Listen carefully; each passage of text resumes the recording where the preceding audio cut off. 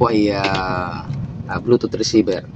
Yan, sa mga component nyo na mga walang Bluetooth, o kaya naman yung mga speaker nyo, yung mga amplifier na walang Bluetooth, bagay na bagay ito sa inyo guys. Tingnan natin kanyang loob. Ayan, ang ganda. Actually may kasama na siyang manual. Andito si manual niya.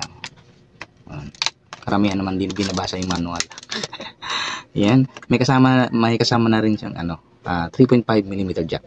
At syempre ang ating RCA to 3.5mm jack. Yan, magagamit niyo yan. At syempre yung kanyang USB Type-C charging. Yun. At ito na yung ating Bluetooth receiver. Yun. Dito nyo lang guys ilalagay yung 3.5mm jack. Yun, pinakita ko kanina.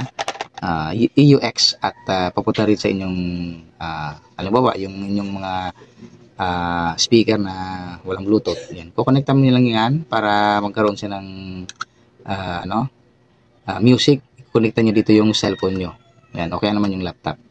Yan, dito lang yan lalagay. Yan. Okay naman, kung ayaw yung gamitin to, meron naman tayong RCA. Yun. Puti sa puti, pula sa pula. Yan. At itong dulo, yun ang sasaksak nyo sa speaker nyo.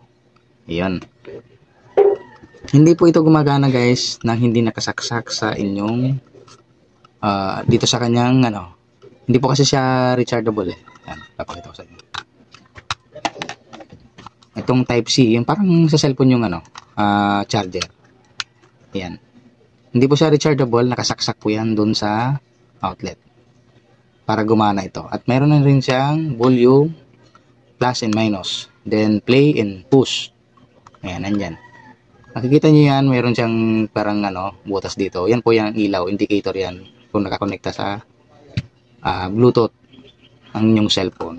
Napakaganda niyan guys dahil magkakaroon na ng mga Bluetooth ang inyong mga component o speaker nyo o kaya naman yung amplifier.